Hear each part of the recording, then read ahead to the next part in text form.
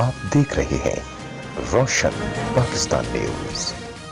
جمعیت علماء اسلام کے secretary general Rashid Mahmood Soomro نے اپنے ویڈیو پیغام میں وزیر اعلیٰ سندھ کے بیان اور صوبائی حکومت کی طرف سے جاری راشن پر تبصرے کرتے ہوئے کہا ہے کہ بسم اللہ الرحمن الرحیم۔ میں امید کرتا ہوں کہ آپ حضرات عافیت سے ہوں گے۔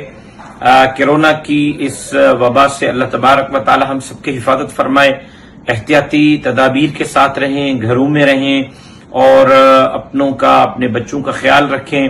جمعیت علماء اسلام کے کارکنان اس میدان میں جس طرح کام کر رہے ہیں، میں ان کو خراج عقیدت پیش کر رہا ہوں۔ 33,000 سے زائد گھروں میں الحمدللہ راشن پہنچ چکا ہے، جو ایک قابل داد عمل ہے۔ میں تمام کارکنان جمعیت علماء، جمعیت طلبہ انصار الاسلام کو مبارکباد پیش کرتا ہوں۔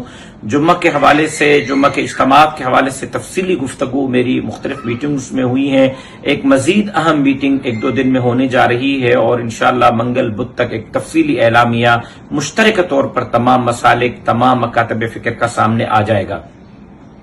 دوسری اہم بات یہ ہے کہ آج وزیر اعلیٰ صاحب کی طرف سے ایک پریس کانفرنس کا سامنا ہوا، جو سننے کو ملی، دیکھنے کو ملی کہ سندھ بھر کے اندر بہت بڑا راشن کا کام ہو رہا ہے، سندھ حکومت غریبوں کی مدد کر رہی ہے۔ تو میں وزیر اعلیٰ صاحب کو یہ کہنا چاہتا ہوں کہ وہ جو راشن کا کام ہو رہا ہے ذرا بتایا جائے، اسٹیک ہولڈرز کو اعتماد میں لیا جائے، بتایا جائے کہ سندھ حکومت کیا کام کر رہی ہے۔ آپ کے یہاں لاڑکانہ میں بلاول صاحب کے حلقے نوڈیروں میں آپ کے عہدیداران اور ایس ڈی ایم صاحب واپاریوں سے راشن بنوا کر اور ڈی سی کے کھاتے میں ڈال رہے ہیں۔ کل شہداد کوٹ کے اندر آپ کے ایم پی ایز اور سرکاری افسران نے ملوں کے مالکان سے مل کر ان سے چندہ کر کے ان سے راشن لیا ہے۔ ٹھل کے اندر دکانداروں اور تاجروں سے سرکار کے نام پر راشن لیا جا رہا ہے۔ اگر ڈی سی صاحب دکانداروں سے راشن لے کر راشن تقسیم کریں گے تو سرکاری فنڈ کہاں جا رہے ہیں، کس کو راشن ملا جا رہا ہے، کس کو دیا جا رہا ہے۔ لوگوں کو بے وقوف نہ بنائیں اور غریبوں کی اگر آپ مدد نہیں کر سکتے تو ان کے زخموں پر نمک بھی نہ چھڑکیں۔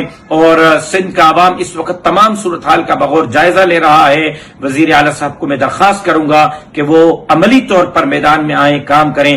خدا کے لیے اس بار قومی خزانے کو لوٹنا چھوڑ دیں۔